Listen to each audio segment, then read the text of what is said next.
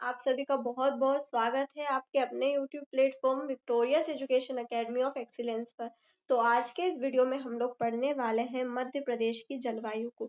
अब हमने पिछले वीडियो में 1 कंप्लीट करा था, हमने फॉरेस्ट रिपोर्ट 2023 भी कंप्लीट कर ली थी और आज के इस वीडियो में हम जलवायु पढ़ने के बाद 2021 की रिपोर्ट को भी देखेंगे। हालांकि 2023 की रिपोर्ट देखने के बाद उसका औचित्य नहीं बचता है, लेकिन फिर भी कभी कभी क्या होता है, एमपीपीएससी जो है वो पिछले सालों की भी रिपोर्ट्स पूछ लेता है, तो एक बार सिर्फ ध्यान रखने के लिए हम उसको पढ़ेंगे। हमको याद 2023 वाली ही करनी है। ये बुक में नहीं दिया गया है 2023 का, तो आपको मैंने जब पढ़ाया है उसका स्क्रीनशॉट ले लीजिएगा या फिर उसकी पीडीएफ मैंने ग्रुप में सेंड कर दी है टेलीग्राम चैनल पे। आप वो टेलीग्राम ग्रुप पे ऐड होकर आप उसको डाउनलोड कर सकते हैं। चलिए, तो हम लोग शुरू करते हैं मध्य प्रदेश की जलवायु से। तो मध्य प्रदेश की जलवायु की अगर मैं बात करूं, तो जो उत्तर वाला जो भाग है वो अधिक गर्म और अधिक ठंडा होता है। मतलब यहाँ पर गर्मी भी ज्यादा होती है और ठंड भी ज्यादा लगती है। ठीक है, अगर हम बात करें मालवा के वाले क्षेत्र की, तो यहाँ पे साधारण ठंड साधारण गर्मी होती है। इसीलिए जो फाइयान हमारे यहाँ आया था मध्य प्रदेश में, तो उसने सबसे बेस्ट जो जलवायु है वो मालवा की कहा। फिर नर्मदा नदी घाटी में अगर हम देखें, तो यहाँ पर गर्मी अधिक लगती है लेकिन ठंड साधारण होती है। ठीक है, अब इसी का ठीक उल्टा क्या होगा, यहाँ पर साधारण जो है गर्मी पड़ेगी लेकिन ठंड बहुत लगेगी। कौन से क्षेत्र में? विंध्य सतपुड़ा के क्षेत्र में। कैसे याद रखना? देखो, ये तो याद हो गया भाई कि सब दोनों चीजें ज्यादा, मालवा भी याद हो गया कि दोनों चीजें ज्यादा। अब कंफ्यूजन इन दोनों में होगा, तो कैसे याद करें कि नर्मदा जी जो है, यहाँ पे जितना ज्यादा गर्मी पड़ेगी उतना ज्यादा इवेपोरेशन होगा। तो याद हो गया कि ज्यादा गर्मी पड़ेगी इसलिए इवेपोरेशन होगा, तो गर्मी ज्यादा ठंड साधारण। ठीक उसी का उल्टा जो हो जाएगा, हमारा विंध्य और सतपुड़ा वाला क्षेत्र हो जाएगा। मध्य प्रदेश की जलवायु की अगर हम बात करें, तो मौसम की अगर बात करूं, तो वायुमंडल में अल्पकालीन जो परिवर्तन है उसको मौसम या मॉनसून कहा जाता है। क्लाइमेट एक दीर्घकालीन अंतराल, मतलब 30 साल तक एक जगह का जो भी क्लाइमेटिक कंडीशन रहती है उसको कहा जाता है। चलिए, मध्य प्रदेश की जलवायु की बात अगर हम कर ले, तो ये उष्णकटिबंधीय मानसूनी और महाद्वीपीय जलवायु क्यों है? क्योंकि हमसे कर्क रेखा गुजर रही है, इसलिए उष्णकटिबंधीय मानसूनी है। अब महाद्वीपीय जलवायु क्यों है? कि मध्य प्रदेश के भू आविष्टित राज्य होने के कारण इसको महाद्वीपीय जलवायु कहा जाता है। अब अगर हम बात करें, कोपन गाइगर ने मध्य प्रदेश की जलवायु को 3 भागों में वर्गीकृत किया है। ठीक है, अब यहाँ से प्रश्न बनता है, तो कोपन गाइगर ने क्या करा, हमारा जो मध्य प्रदेश है वो 3 भागों में बांट दिया। उन्होंने क्या करा, पूरे वर्ल्ड को बांटा, पूरे वर्ल्ड को क्लाइमेटिक कंडीशन के आधार पर बांटा। तो उसमें हमारे मध्य प्रदेश कौन कौन से क्षेत्र में आता है, तो CWG यानी आर्द्र उष्ण भूमध्य सागरीय जलवायु, दूसरा AW यानी उष्ण कटिबंधीय सवाना जलवायु, तीसरा BSH यानी आर्द्र उष्ण शुष्क जलवायु। ठीक है, तो बुरहानपुर भिंड मुरैना खरगोन वाला क्षेत्र BSH है। इसके बाद में AW इंदौर भोपाल देवास रतलाम उज्जैन वाला क्षेत्र है। जबलपुर ग्वालियर सिंगरौली कटनी रीवा CWG वाला क्षेत्र है।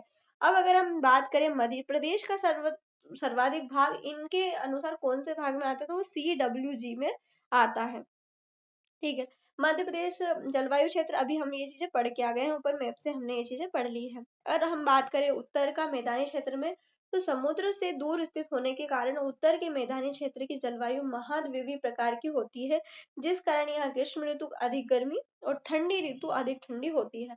शिवपुर ग्वालियर गुना भिंड मुरैना इस क्षेत्र के प्रमुख शहर हैं। मालवा के पठार की बात करें, तो सम जलवायु होने के कारण मालवा क्षेत्र में ग्रीष्म ऋतु ना तो अधिक ठंडी हो ना गर्मी होती है, ना ही शीत ऋतु में अधिक ठंडी लगती है।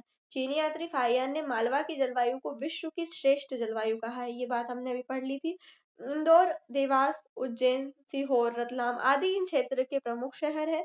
आदर्श जलवायु के कारण मालवा मध्य प्रदेश का सर्वाधिक विस्तृत क्षेत्र है। हम जानते हैं इंदौर भोपाल जैसे बड़े बड़े शहर यहाँ पर है, यहाँ पे बड़ी बड़ी फैक्ट्रीज लगी है, एजुकेशन हब भी है क्योंकि IIT IIM दोनों इंदौर में है, एम्स हमारे भोपाल में है। कई सारी चीजें, मतलब जो जहाँ की क्लाइमेटिक कंडीशन ज्यादा अच्छी होती है, वो अपने आप ही वो एरिया डेवलप रहता है क्योंकि वहाँ रॉ मटेरियल मिल जाता है, व्यक्ति जो है अच्छे से कार्य कर पाता है। अब अगर हम बात करें विंध्य सतपुड़ा पर्वतीय क्षेत्र की, तो पर्वतीय क्षेत्र में ग्रीष्म ऋतु तो सामान्य रहती है, सर्दी ऋतु अधिक ठंडी होती है। हम पढ़ के आए हैं चीजें। मध्य प्रदेश के पंचमढ़ी और अमरकंटक इसी पर्वतीय क्षेत्र के अंतर्गत आते हैं। नर्मदा घाटी क्षेत्र की अगर हम बात करें, तो वही नर्मदा जी में ज्यादा गर्मी होगी तो इवेपोरेशन होगा, तो जो ठंडी रहेगी वो कम सामान्य रहेगी। होशंगाबाद जबलपुर हरदा नरसिंहपुर खंडवा इस क्षेत्र के प्रमुख शहर हैं। अगर अब मैं बात करूं मध्य प्रदेश में वर्षा की, तो मध्य प्रदेश में वर्षा अरब सागर और बंगाली खाड़ी दोनों से प्राप्त होती है।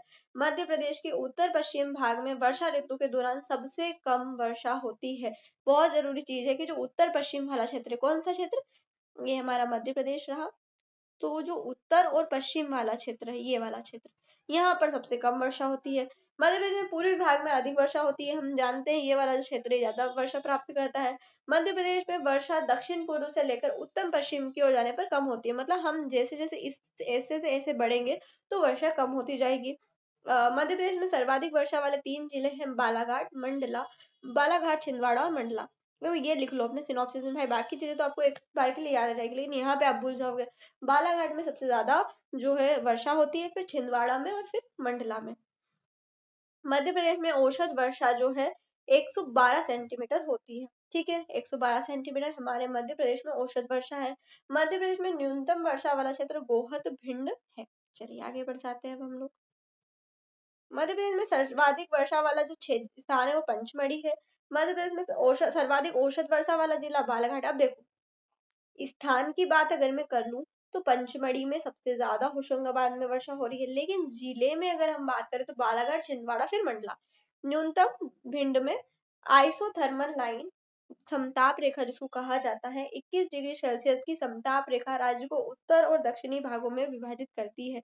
शीत ऋतु, देखो ये रहा हमारा मध्य प्रदेश। तो जो 21 डिग्री सेल्सियस है ये उत्तर और दक्षिण भागों में डिवाइड कर रहा है। ठीक है, फिर ये रहा हमारा मध्य प्रदेश, और हम जो पूर्व और पश्चिम भागों में डिवाइड करेंगे वो तो 60 सेंटीमीटर की आइसो हाइट लाइन करती है, जिसको समवर्षा रेखा कहा जाता है। वर्षा की परिवर्तनशीलता यानी चेंजेबिलिटी जो ऑफ रेन की अगर हम बात करें तो औसत वर्षा से कम या अधिक वर्षा का होना परिवर्तनशीलता कहलाता है। मतलब जितनी जैसे 112 हमारी औसत वर्षा है, तो उससे या तो ज्यादा या फिर उससे जो कम हो रही है वर्षा उसको औसत राज्य की औसत परिवर्तनशीलता कहा जाता है। तो परिवर्तनशीलता हमारे मध्य प्रदेश की कितनी है, 19.5। इसको सिनॉप्सिस में लिख लेना। वर्षा की परिवर्तनशीलता राज्य में दक्षिण पूर्व से उत्तर पश्चिम की ओर बढ़ती जाती है। देखो, अगर आपने क्लाइमेट पढ़ लिया ना, आपका एक नंबर तो यहाँ से पक्का हो जाएगा और एक आपके भारत से हो जाएगा। एक साल भी मैंने नहीं देखा जिसमें एमपीपीएससी में वर्षा से प्रश्न या फिर जो हमारा क्लाइमेट है उससे प्रश्न नहीं बनते। अब प्रश्न कैसे बनते हैं हमारे एमपीपीएससी में, वो 4 हमको लाइनें देता है पढ़ने के लिए कि आप उसको पढ़िए और उसमें से कौन सी सही है कौन सी गलत है ये छांटने के लिए देता है। ऐसा प्रश्न हर साल आता है, सेम क्वेश्चन रिपीट होता है। बहुत इजी चैप्टर है, लेकिन यहाँ से बच्चा गलती कर जाता है। वर्षा की परिवर्तनशीलता राज्य में दक्षिण पूर्व से उत्तर पश्चिम की ओर बढ़ती जाती है। राज्य के दक्षिण पूर्व भाग में अधिक वर्षा होती है, इसलिए यहाँ परिवर्तनशीलता कम है। राज्य के उत्तर पश्चिमी भागों में वर्षा कम होती है, फलस्वरूप वर्षा की परिवर्तनशीलता अधिक पाई जाती है। कठीवाड़ा, पंचमढ़ी और अमरकंटक क्षेत्र में वर्षा। एक और खुशखबरी की बात है आपके लिए कि जिस दिन हमारा जो है मध्य प्रदेश की हिस्ट्री कंप्लीट हो रही है, उसी उसके अगले दिन से हम आकार आईएएस यूनिट जो हमारी है इंडियन जियोग्राफी की, वो हम इंडियन जियोग्राफी आकार आईएएस से पढ़ने वाले हैं। वो बुक हम कंप्लीट करेंगे बहुत अच्छे से, ट्रिक बना के याद करेंगे चीजों को हम लोग, उसके शॉर्ट नोट्स बनाएंगे ताकि हमारी वो यूनिट भी कंप्लीट हो जाए। हमारा जो है 3 से 4 यूनिट विद इन 1 मंथ हमारा आज से कंप्लीट होने वाली है। 3 से 4 हम यूनिट कंप्लीट कर रहे हैं। हमारी पहली यूनिट सबसे बड़ी है तो वो चलती रहेगी, वो फरवरी तक हम उसको ले जाएंगे, लेकिन बाकी के 9 यूनिट हम लोग इसी टाइम लिमिट में कर लेंगे और बहुत आसानी से कर लेंगे। बस आपका काम है जुड़े रहना, रेगुलर वीडियो देखना। अब होगा होगा क्या, शुरुआत शुरुआत में मैंने देखा भी है व्यू कम क्यों हो रहे हैं, क्योंकि बच्चों ने क्या करा है, स्टार्टिंग में वीडियो देख लिया, चलो ठीक है बढ़िया पढ़ा रहे हैं, अब जब भी एग्जाम आएगी नोटिफिकेशन जैसे निकलेगा हम लोग ये वीडियो देखेंगे। अब उससे क्या गलती होगी, वो हड़बड़ी में ना पड़ेगा ना तो उसको याद नहीं रहेगी चीजें। तो आपको हड़बड़ी नहीं करनी है, सिनॉप्सिस बनाना है और अभी से पढ़ना है, तभी कंपटीशन में आप आगे निकल पाएंगे। अब देखो, एक बच्चा तो वो है जो मैं इसको एग्जांपल समझाती हूँ, जैसे युद्ध होने वाला है और एक जो व्यक्ति है उसने अपनी तलवार ये सारी चीजें पहले ही रेडी करके रखी है, अस्त्र शस्त्र उसके रेडी है, तो जैसे युद्ध होगा वो बिल्कुल युद्ध में उतर जाएगा क्योंकि उसकी जो प्रिपरेशन है वो हो चुकी है। लेकिन दूसरा एक वही जो व्यक्ति है, अगर युद्ध की घोषणा हुई और तब वो तलवार लेके बैठ रहा है कि नहीं मैं अब इसको घिसूंगा, इसको शार्प करूंगा, तो उसकी हार निश्चित है। तो इसीलिए पहले से तैयारी करिए, नोटिफिकेशन का इंतजार मत करिए। नोटिफिकेशन आएगा, एग्जाम जरूर होगी, लेट होगी, कभी भी होगी, लेकिन एग्जाम जरूर होगी। फरवरी या मार्च तक आपकी एग्जाम होना है, ये तय है। तो आप बिल्कुल पढ़ाई करते रहिए। और इस बार पद 300 से ज्यादा होने की जो है पेपर में भी आया था, और जो सूत्र है वो सारे यही बता रहे हैं कि इस बार पद ज्यादा आने वाले हैं।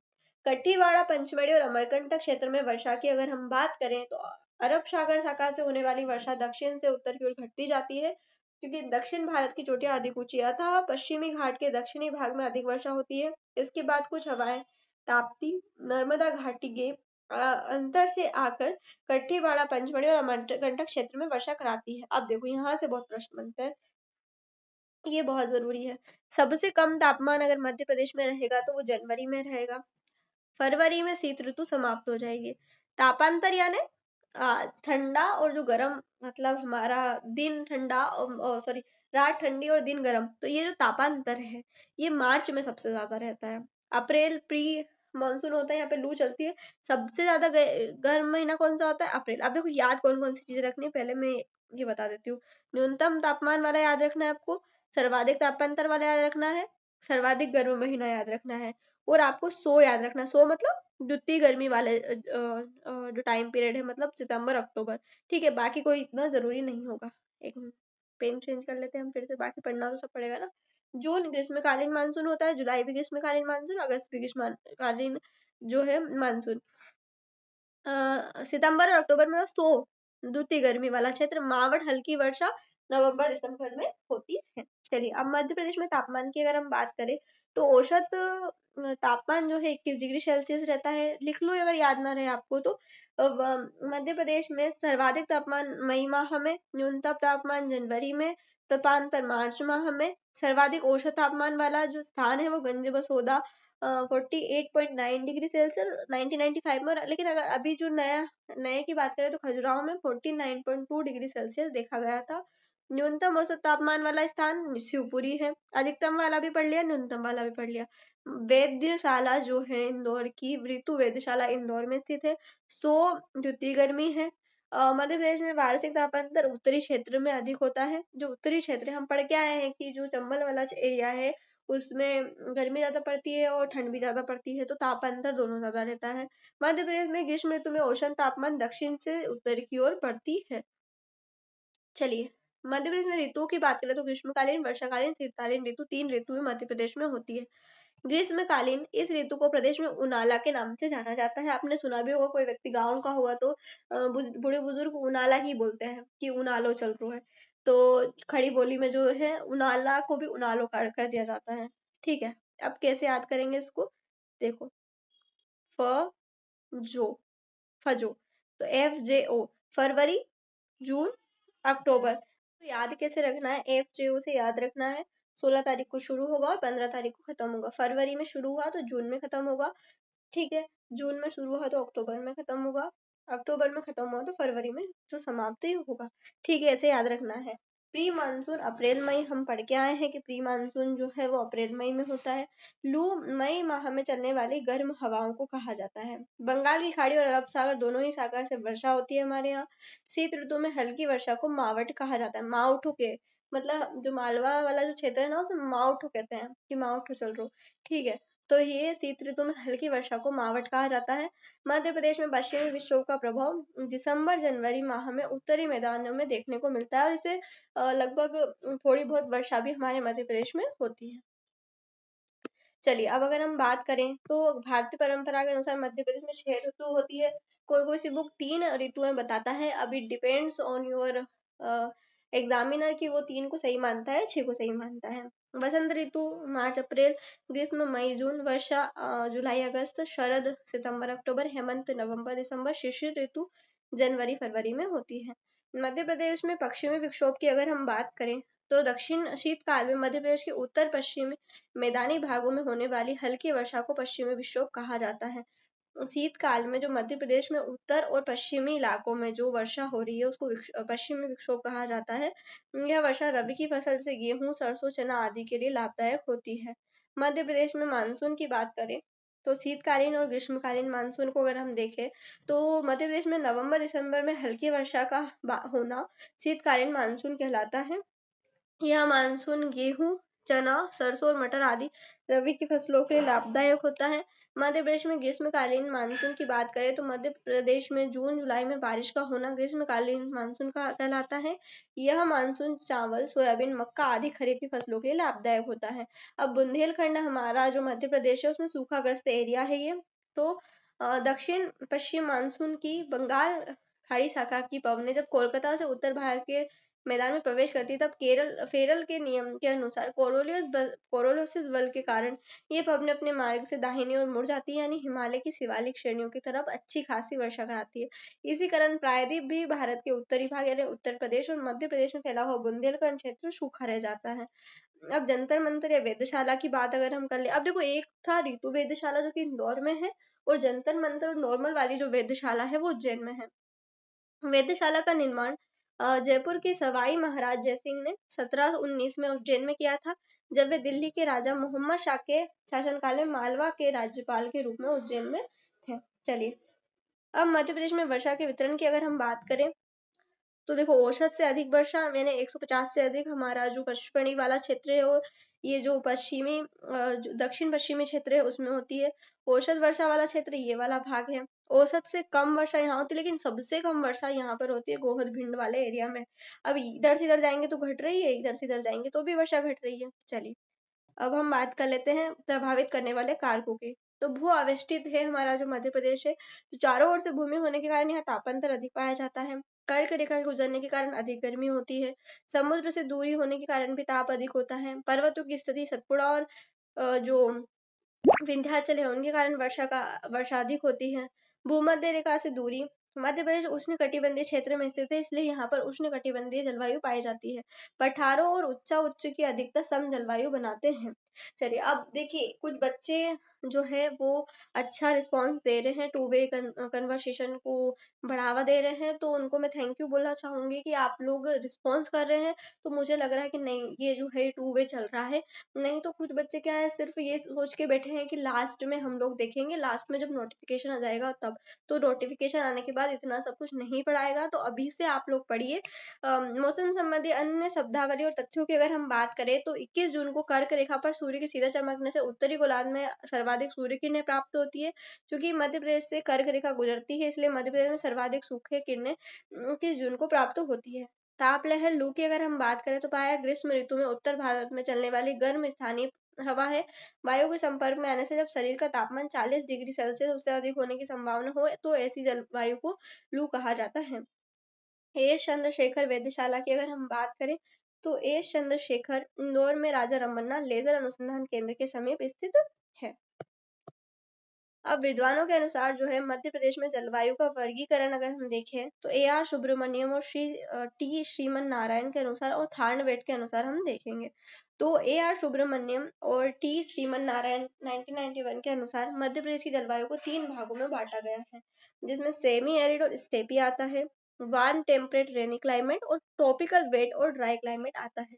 यहाँ से प्रश्न केवल ये बनेगा कि भैया जो ए आर सुब्रमण्यम और टी आर नारायण है, श्रीमन नारायण है, उनके अनुसार कौन सा एक जो है जलवायु मध्य प्रदेश का भाग नहीं है। तो ये 3 दे दिए जाएंगे, चौथा एक्स्ट्रा रहेगा, वो आपको टिक लगाना है। तो अर्ध शुष्क और स्टेपी प्रकार का पाया जाता है। उसका विस्तार उत्तर पश्चिम में मंदसौर, नीमच और चंबल घाटी में है। देखो ये हम मध्य प्रदेश बना लेते हैं। तो मंदसौर और चंबल वाला इलाका हमने ले लिया। ये वाला भाग कौन सा हो गया? अर्ध शुष्क और स्टेपी टाइप का। वार्म टेम्परेट रेनी, इसका विस्तार राज्य के मध्य भाग में पश्चिम से पूर्व तक है।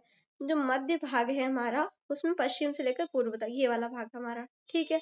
अब उष्ण कटिबंधीय आर्द्र एवं शुष्क जलवायु, तो ये दक्षिण भाग, ये जो नीचे नीचे वाला क्षेत्र बच गया ये वाला, तो ये वाला इलाका हमारा है। अब कुछ तथ्य दिए गए, एक मिनट रुकिए, थार्नवेट के अनुसार देखते हैं पहले हम।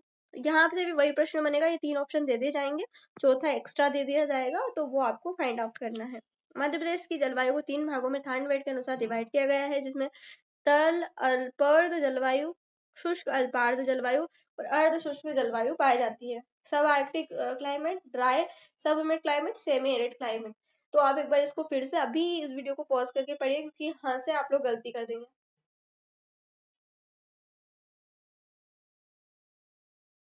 चलिए, तो आपने पढ़ लिया होगा। गोवा प्लान को साकार करने वाले तथ्यों की अगर हम बात करें तो राज्य के पूर्वी भागों में मानसूनी हवाएं दक्षिण पूर्व दिशा से आती हैं और राज्य के दक्षिण और ऊंचे भूभाग से टकराकर वर्षा कराती है। परिणाम स्वरूप बालाघाट में 150 डिग्री सेल्सियस से भी अधिक वर्षा होती है। वर्षा के वितरण में पर्वत प्रमुख भूमिका निभाते हैं। पंचमढ़ी एवं मैकाल पर पठार में इसी कारण से अधिक वर्षा होती है। मध्य प्रदेश में दैनिक तापांतर मार्च माह में सबसे अधिक होता है क्योंकि इस समय आकाश स्वच्छ और वायु में आर्द्रता बहुत कम होती है।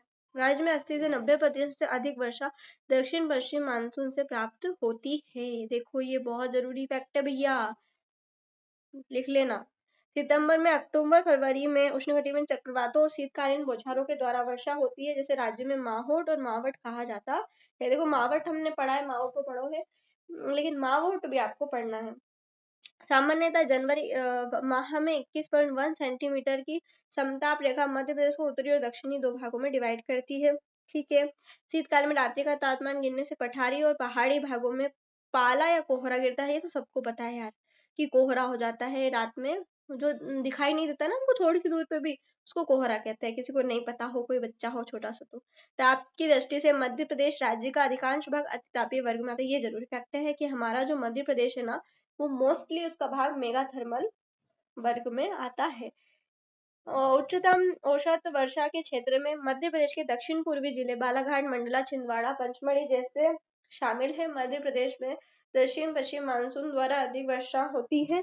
जुलाई माह में 1000 मिलीबार की समदाब रेखा मध्य प्रदेश के बीचों से गुजरती है, जो दो पवनों की दिशा पश्चिम और दक्षिण पश्चिम से उत्तर पूर्व की ओर हो जाती है। क्या हुआ जुलाई माह में, क्या हुआ, 1000 मिलीबार की समदाब रेखा मध्य प्रदेश के बीच से गुजर रही है। देखो ये मध्य प्रदेश है, थोड़ा सा बॉक्स बन गया है, बीच से गुजर रही है 1000 मिलीबार की।